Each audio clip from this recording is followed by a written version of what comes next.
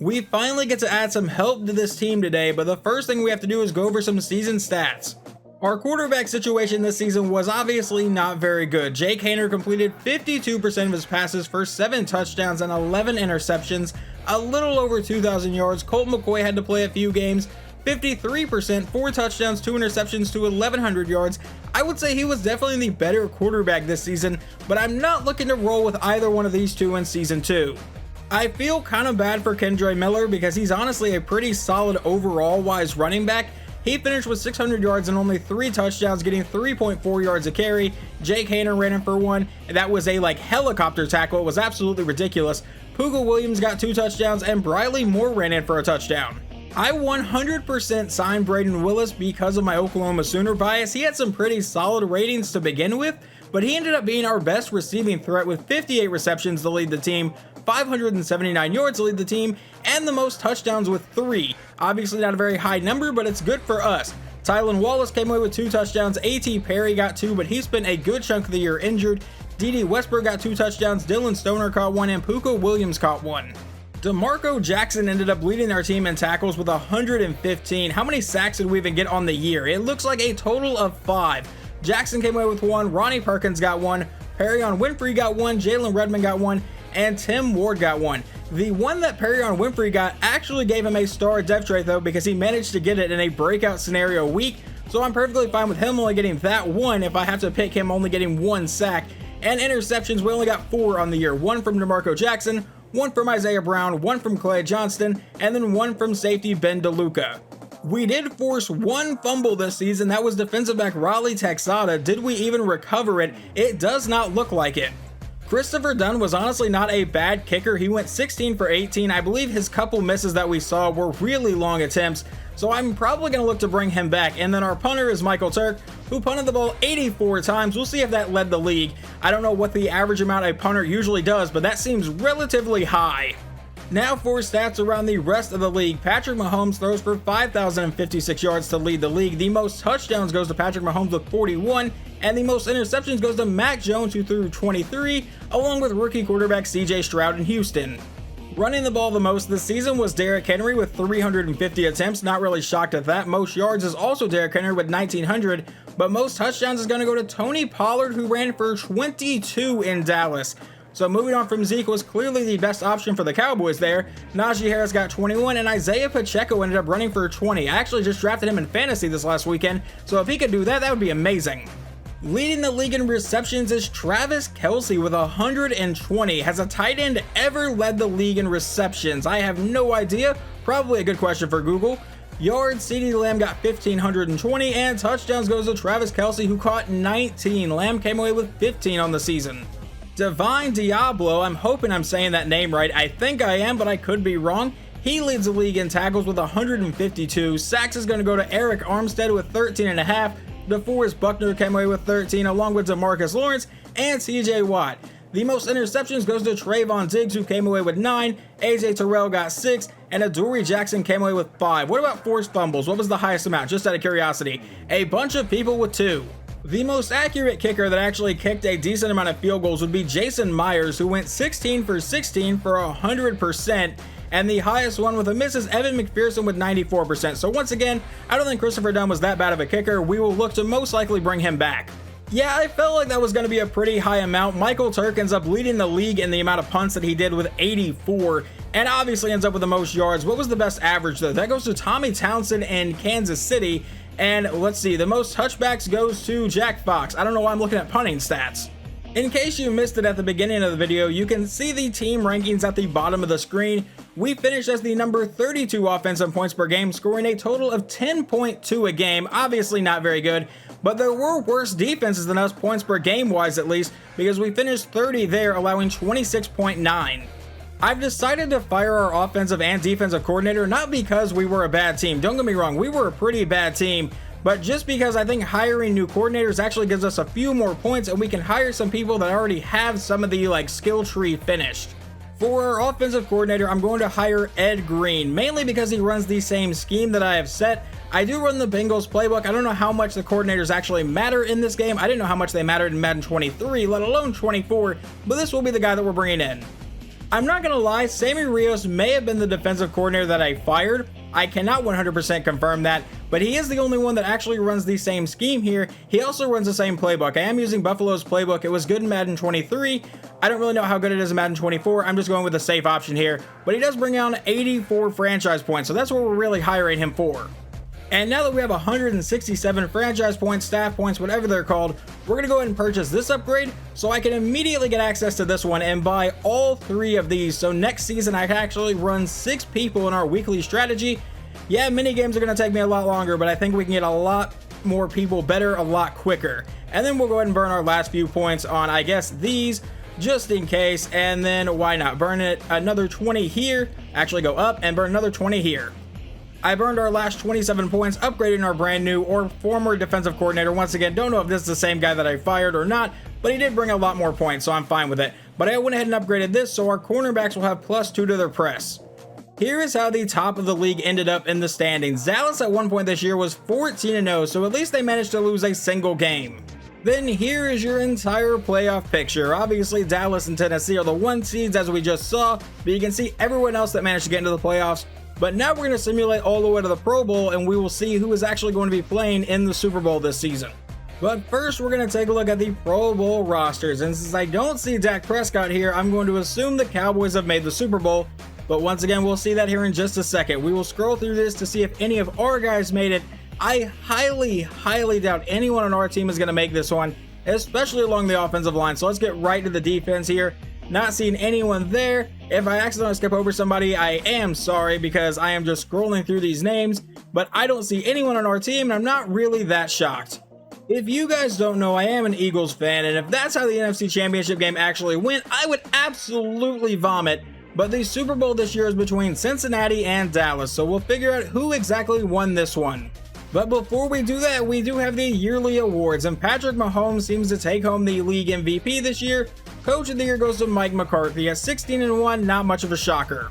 Now on the AFC side of the awards, the Offensive Player of the Year is Travis Kelce, Defensive Player of the Year is TJ Watt, Offensive Rookie of the Year goes to Josh Downs in Indianapolis, Defensive Rookie of the Year goes to Joey Porter, Best Quarterback goes to Mahomes, Best Running Back is Derrick Henry, Best Receiver is Jamar Chase, Best Offensive Lineman Quentin Nelson, Best D-Line DeForest Buckner, Best Linebacker TJ Watt, Best Defensive Back Kenny Moore, and Best Kicker goes to Matt Gay. This is something I did not notice. Last year we had to scroll down to the bottom of the list to see if any of our guys actually made these award lists, but you don't have to do that this year. But we do see that CeeDee Lamb won Offensive Player of the Year, and 2 and 3 were Tony Pollard and Dak Prescott. They've got to nerf the Dallas Cowboys in simulation. This is absolutely insane. Defensive Player of the Year goes to Trayvon Diggs. Not much of a shock there. He led the league in interceptions. Once again, no Bison on this list. Offensive Rookie of the Year, we actually get a few people on the list, but Jahmyr Gibbs wins the award. Braden Willis made it up here along with Kendre Miller and A.T. Perry. Perry missing a good chunk of the season, still making it. I'm actually pretty proud of that. Defensive Rookie of the Year goes to Devon Witherspoon over in Seattle. We get no one on this list. Best Quarterback, yeah, our guys are not going to be up here. That goes to Dak Prescott. Best Running Back goes to Tony Pollard, and we do not get Kendre Miller on this list. Best Wide Receiver goes to CeeDee Lamb. None of our guys are going to make this one either. Best Offensive Lineman goes to Zach Martin, and I believe the Cowboys have just taken most of these awards here. And once again, no Bison on this list. Best D-Line goes to Micah Parsons. This is absolutely insanity. Best Linebacker goes to Frankie Louvu. At least it's not another Cowboy, but still no Bison on this list. Best Defensive Back is Trayvon Diggs, so we go right back to the Cowboys. And then Best Kicker goes to Jason Myers. Once again, no Bison on this list. And what do you know? The Super Bowl goes to the Dallas Cowboys 35-17, led by Super Bowl MVP Dak Prescott. You can see all the official yearly awards on the right side of the screen. I don't know why in one screen they're split into 2 separate conferences, and then in this screen they are just down to 1 apiece like they are in real life. It's a little weird. I wish EA would just make that change, but let's just move on to the actual off-season part of the video. Well, we have a bit of a small problem here. I'm on a screen you guys obviously don't get to see that much. I went ahead and cleared all cap penalties. I'll do it again just in case for some reason it glitched out. But it is not showing we have a ton of cap space like we should. Most likely because I cut everybody at the start of last season. But it's showing we only have $19 million in cap space. So this offseason could be very, very boring and we could still be very, very bad. But we still have $19 million to try to sign a few players. And I have a list of players that I 100% want to bring back. So let me start trying to sign some of those guys. He doesn't have a ton of interest in coming back, but we're going to offer Kendre Miller a player-friendly 3-year deal. And will Kendre Miller be returning? Yes, he will. So we at least get to keep our #1 running back. Well, thankfully, after signing Kendre Miller, it shows we now have a ton of cap space. So I guess that's just a weird thing you have to deal with in Madden. Once you re-sign somebody, it shows your actual cap space. So we can re-sign whoever we want here. The next player up will be Perion Winfrey. We're just going to say screw it and offer him a very player-friendly deal and a 4-year contract, and he will also be returning. This was the #2 player I wanted to bring back, our only star dev trait player. The next player up I definitely want to bring back is running back Puka Williams, a 3-year contract. Will he be returning? Yes, he will.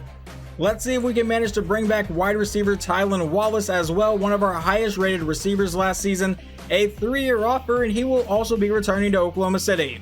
Now, A.T. Perry apparently does not have a ton of interest in coming back, so another guy that's going to get another player-friendly offer, and we'll see if he returns. I would like to play for a new team next year, so we lose out on A.T. Perry, which does suck. A 6'5 receiver, played really well when he was healthy last season. We'll see if I can bring him back in free agency, but no guarantees. And I'm really not even going to take a risk with Braden Willis. He was our best player last year. Take a 5-year contract. I don't even care. A 5-year offer, and he will be coming back. Well, that is everyone on my list that I actually 100% wanted to bring back. The only one we lose out on is A.T. Perry, which is fine to me. I'm fine getting everyone else if I have to lose him. But let me go through this whole roster here and see if there's anyone else that I really want to bring back that I think we can build around. Probably not going to offer a lot more player-friendly contracts, but let's see if we can get Ronnie Perkins back on a 2-year offer, and he wants to test free agency. Don't really blame you. I will offer a player-friendly contract to Bumper Pool. He actually played pretty well for us whenever we actually watched the defense last season, so a 3-year offer, and he will also be returning. Jalen Redmond has some interest in coming back, but he only wants a 1-year offer, 25 years old. We'll see if he takes this, and he would like to play for a new team. I would honestly love to bring back D.D. Westbrook, but it looks like he's already regressing. He was a 70 overall at the start of last season. We're going to let him walk. If he is in free agency at the start of the next season, I will most likely bring him back just because he's a former Sooner and played pretty well for us last season. But as of right now, we're going to let him walk. And we've got to offer the guy that led our team in tackles and interceptions, DeMarco Jackson, a 3-year offer, and he will also be returning. Free safety James Wiggins actually has some interest in coming back here, so we're going to offer him a contract at 68 overall, a 2-year deal, and he will also be returning. Let's not have to worry about the kicker position for a few years here. So kicker Christopher Dunn, offered a 3-year contract, will not be returning. He wants to test out free agency, so maybe we will end up with a new kicker. Alright, well, how about Michael Turk? A 3-year offer. I actually gave this one a signing bonus. I noticed Dunn did not have a signing bonus. Maybe that was the reason he didn't want to come back. But a 3-year offer for Michael Turk, and he will be returning. And I honestly think everyone else is going to get to hit free agency. It was just a bunch of 1-year offers that I signed everyone to at the start of last season. So everyone that you did not see me re-sign will be going into free agency, and that'll be the entire team for right now. So yeah, this will be our entire roster going into free agency. Obviously, we need a lot of help here. We only have a handful of players. And something I forgot to look at before I actually picked to use the Saints in this is they don't have a 3rd or a 4th round pick. So we have the #1 overall pick in the draft.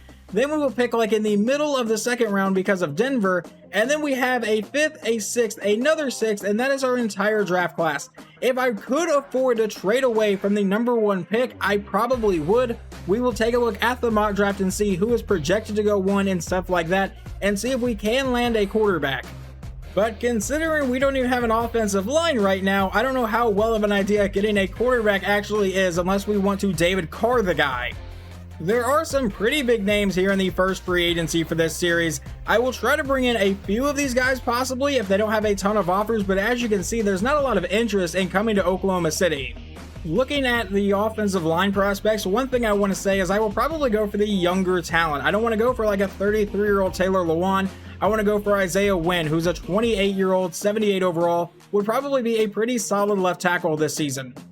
Well, there are not a lot of people that want to come to Oklahoma City like I showed you guys, but we have thrown out a few contract offers. Wide receiver Curtis Samuel, defensive back Michael Davis, left guard Damian Lewis, left tackle Isaiah Wynn, and quarterback Baker Mayfield. In case I don't find a quarterback that I absolutely love in the draft, I am perfectly fine taking Baker Mayfield for a season and putting him back in Oklahoma just for like maybe a chance to revive his career.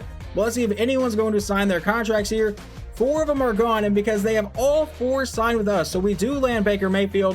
We're just waiting on Curtis Samuel now, so let me go offer a few more contracts and I'll be right back. Well, 5 more contract offers have now gone out. We're going after center Lloyd Cushenberry III, right guard Robert Hunt, and right tackle Terrence Steele. We were also trying to get a couple receivers here. We still have Curtis Samuel on the board, and then Mike Williams, who is apparently kind of being lowballed by the Texans here. We're going to see if we can jump in and steal him and get a really good jump ball receiver for whoever plays quarterback for us. And a couple people are gone, but all 3 of them are still here. We do land Robert Hunt, and we also land, it looks like, our center Lloyd Cushenberry. Obviously, the top 3 guys are still going to be here, and Mike Williams, Curtis Samuel, and Terrence Steele. But now I've added defensive back Avonte Maddox and defensive end Yannick Ngakoue, who actually wants to come to Oklahoma City, which is kind of shocking to me. But let's see, they are all gone. Who do we land? We land Mike Williams and Curtis Samuel. Do we land anyone else? We also land Avonte Maddox. So I feel like we're building a much better team. Yannick Ngakoue has also joined us. So now we are just waiting on Terrence Steele. Well, now I've thrown out a few more contract offers. I found another former Sooner in Agbanya Okoronkwo, otherwise known as Obo. So if he has to play, I'm perfectly fine with that. Darnell Savage, Christopher Dunn, our former kicker, trying to bring him back, and then outside linebacker Ronnie Perkins. I have to advance to stage 2, so let's see if any of these guys want to sign. Well, no one is in the targeted section, so let's go see over here. We do land Terrence Steele, so we have now signed an entire offensive line. We also land Obo here. Let's see, anyone else that I noticed? We land Darnell Savage, we land Dunn, and we land Perkins, so I don't think we've actually lost out on anybody. The last player I'm bringing in is defensive tackle Jordan Phillips. Yes, it's another Sooner, but I feel like in storyline it would make sense that some of these guys would want to come back and play at Oklahoma just to prove that they can still play in the league. He was getting no other offers. We now have 25 players on the roster. We still have the NFL draft to do, and then obviously I will be signing some of the undrafted free agents and other guys around the league following the draft, so that is how we will fill out the rest of the team. The free agency recap. Amari Cooper is now an Atlanta Falcon, Ryan Ramczyk is a Texan, Tyrann Mathieu is a Texan, Mike Williams obviously coming to Oklahoma City, Christian Wilkins is a Lion, Gabe Davis is a Lion, Calvin Ridley is now a Titan, Bobby Wagner does not sign with anybody. Odell Beckham is headed to Houston, so they spent some big money this year. Tommy Townsend, who I believe just was one of the best punters in the league, is not signed anybody. All right, Michael Thomas is also a Falcon. Gerald Everett is a Commander, and then we have Curtis Samuel, and Adrian Amos is now an Eagle. This is a pretty big one to me. Tyler Boyd does not sign with anybody. If he is there when we can sign free agents again, we may really look at that. Looking at the mock draft here, we obviously have the number 1 pick, and the quarterback I was looking at, Nick Samuel, is not expected to go until number 5 here to the Raiders, so we may be able to trade back a little bit, but I'm not going to guarantee that just yet. Obviously, this team needs a lot of help, so if we could trade back from the number 1 spot and still land a really good prospect, I would obviously be thrilled with that. Like I said earlier, I am perfectly fine with rolling with Baker Mayfield for a season, but we do have these private workouts, so let's see what 3 players I really want to get to know. We already know a lot about him, but I want to go ahead and get him fully scouted to see what his talent rating is. But Nick Samuel will be one of the 3 players we bring in for a visit pretty much, and then the other one will be 2 left outside linebackers in Tevin Chaney and Pat Pickett, both 2 guys that fit our scheme, seem to have pretty solid ratings, but I don't know a lot about either one of them, so that's why I'm bringing them in. Now we're at the biggest point in the series so far, the first ever draft, and we hold the number 1 pick. Let's go see how good quarterback Nick Samuel actually is. It does say his talent is rounds 1 to 2, which is not great, but like I showed you guys earlier, he does have A awareness, which is really what I was looking for to make sure he would be a hidden dev trait. And then for his physical traits, he now has throw power elite. We officially know that, so we know he's going to have a terrific arm. In order to trade this number 1 overall pick, I'm going to need a lot from my team, and the Bears are off to a very good start, giving me 2 first-round picks this year and a first-round pick next year. But the Vikings also have a very tempting offer. A first-round pick this year that is pick number 9, a second-round pick this year, and a 5th-round pick this year, a 1st, 2nd, and 3rd for next year as well. The Patriots looks pretty good as well. They would give me the number 4 pick this year, so we'd only fall back 4 spots. We pick up a 1st-round pick next year and a 2nd-round pick next year, along with a 4th-round pick for this season. There are a few teams offering me 3 first-round picks, but I don't really want to fall back that far in this draft. I think we're going to come back and just take this trade with the Patriots. We pick up the number 4 pick, so we're only falling back 3 spots. And we pick up a 1st and 2nd rounder for next year and a 4th rounder for this year. So New England, congratulations, you own the number 1 pick. So let's see what the Patriots do with the number 1 pick, and then the Cardinals have back-to-back picks at 2 and 3. I assume one of those is the Texans draft pick. But with the number 1 pick in the draft, the New England Patriots are going to select right tackle Drew Butler out of Washington State. With the number 2 pick, the Arizona Cardinals are going to take left tackle Telvin Langford out of Oregon. And with the number 3 pick, the Cardinals will end up taking Cordell Wise, a safety out of Tennessee. And now we own the 4th pick, and our quarterback is still here if I want him. The Eagles trying to trade up from 29 to 4. They are offering a bit here, a 1st and a 2nd round pick this year. That 2nd round pick would be pick 33, so it's the 1st pick of the 2nd round, a 4th round pick this year, and then a 4th round pick in the next year, a 6th round this year, and a 7th round next year. Honestly, I just don't think it's enough to move up from 29 to 4. That's a lot. So now the question is, do I burn the number 4 overall pick on quarterback Nick Samuel out of BYU? He's 21 years old, has a beautiful spiral on all of his passes, gets rid of the ball the first sign of pressure, does well to avoid sacks by throwing the ball away, so obviously won't take a lot of sacks, plays well within and outside of the pocket, and a standard over-the-top style throwing motion. For his physical traits, he has decent speed, solid acceleration, but elite level throw power, which is really what we're looking for. And then in his skills, he has A awareness, B deep accuracy, A medium, A short, C throw on the run, which isn't great, and B throw under pressure. But there are also a couple corners in this draft that seem to be very good, like defensive back Leon Vincent out of LSU. He has A catching, B man, press, and zone. And then there's Jeff Bennett out of BYU. Apparently he's gone up against quarterback Nick Samuel, with B catching, A man coverage, A press, and B zone. Jeff Bennett also has elite speed with a 4.32 and a 4.26 40 time. The C awareness is really what scares me about him, but A man, C play rec, A press, A hit power, C tackle. What about the other defensive back? We don't care about Sidney Wilkinson. He didn't look that good. This guy, Leon Vincent, he has good speed, ran a 4.47 and a 4.46, so it seems to be about, decent. We don't know his awareness. We don't know he has B block shedding, B man, B press, and B zone. I've been thinking about it for a while. Do I want to take one of those defensive backs that seem to be very good? Do I want to take quarterback Nick Samuel, or do I want to trade away the pick? I think I've finally decided just to pull the trigger and take hopefully our franchise quarterback Nick Samuel out of BYU. So with the number 4 overall pick, welcome to Oklahoma City Nick Samuel with a hidden dev trade. With the very next pick, the Raiders took the next quarterback on the board, Carson Hitchens, so we'll see exactly how those two players compare. My main problem with Hitchens was the B awareness, so we'll see exactly where he ranks against our guy. The next quarterback off the board was Steven Stern out of UCF. He started as a projected top 5 pick, but actually fell down some draft boards, so we'll see how good he is as well. With our 18th pick here in the 2nd round, which is actually Denver's pick, we're going to trade it to Detroit and pick up their 2nd round pick and a 5th round pick for this year and a 7th round pick in a couple years. The main thing I wanted there was another pick this year because we do not have a ton of draft capital this year, and that's really all I'm trying to get. We're going to go ahead and trade this pick as well, but this one's going to be mostly for a future draft pick. We're going to send this one to the Ravens. They will give us a 2nd round pick next year and a 4th and a 7th this year. Obviously, I have made a lot of trades in this draft, and I understand that's probably not the most exciting thing to watch, but with how much draft capital we had going into this video, I really knew we are not going to compete for the division or definitely not a Super Bowl in the next season, so I am building up the future of this team.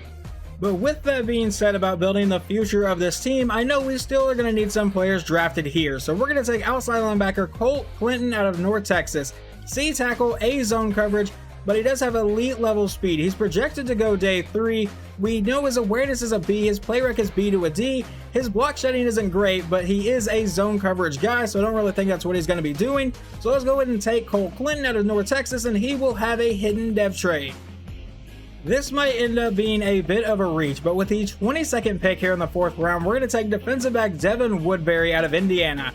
With B catching, C man, B press, and C zone. He also comes up with great speed, ran a 4.4 and a 4.33, and then we know his awareness is C to D and his play rec is C, so it's going to be definitely a project with him, but he is 6'3", so we're going to go ahead and take him and see how good he actually is. He will be a normal dev trade.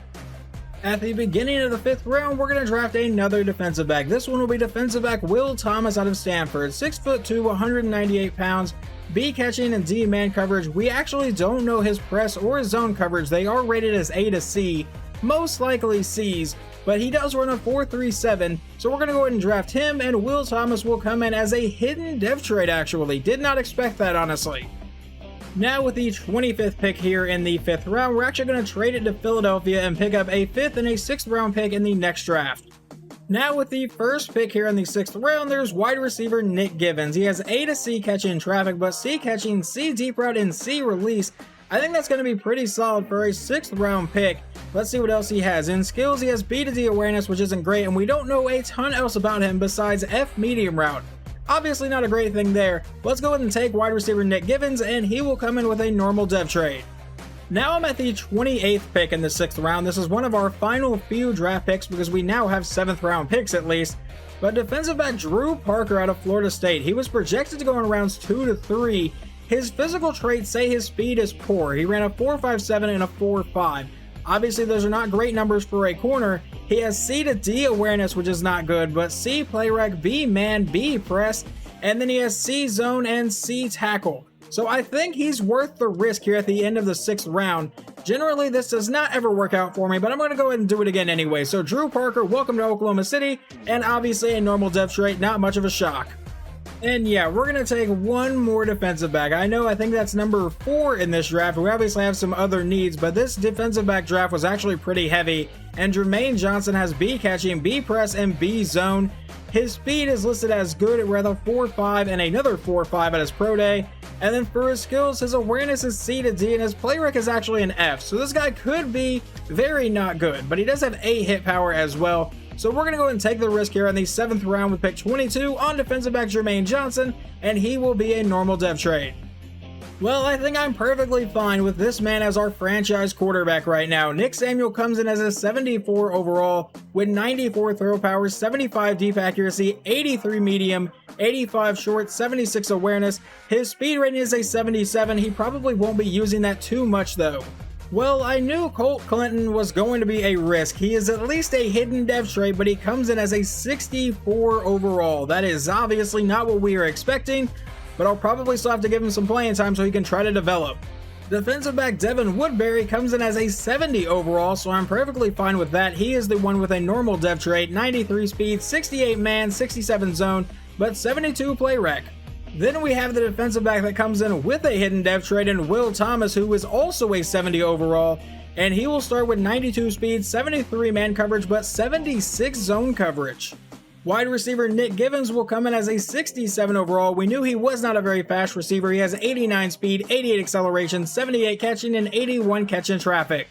You know, for a late 6th round pick, I am not upset with this. Drew Parker comes in as a 70 overall and will have 87 speed, 75 man, 67 zone, 76 play rec, 57 tackle, which isn't great. I honestly thought about moving him over to safety considering his speed, but with that tackle rating, that's probably not going to work. And the final player we selected was defensive back Jermaine Johnson out of Buffalo, a 68 overall, and he will start with 91 speed, 62 man, 74 zone, 65 tackle. Maybe eventually he could end up switching over to safety. Well, it does not appear we actually passed on any generational talent in this draft. The best one is a right tackle that the Chargers took with the 24th pick. And then Jeff Bennett, the defensive back we were really looking at there with the 4th overall pick. I honestly considered it as a 78 overall with 95 speed. He went at pick 22.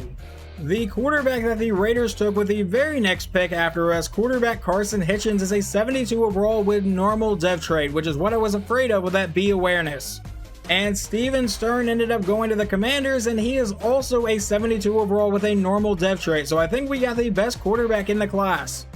Going into next year's draft, here is what our draft capital looks like, and this is exactly what I wanted. We have 2 first-round picks, 2 second-round picks, a 3rd, a 4th, 2 5ths, 2 6s. We do not have a 7th-round pick, but yeah, the 2 first-round picks is really what I wanted.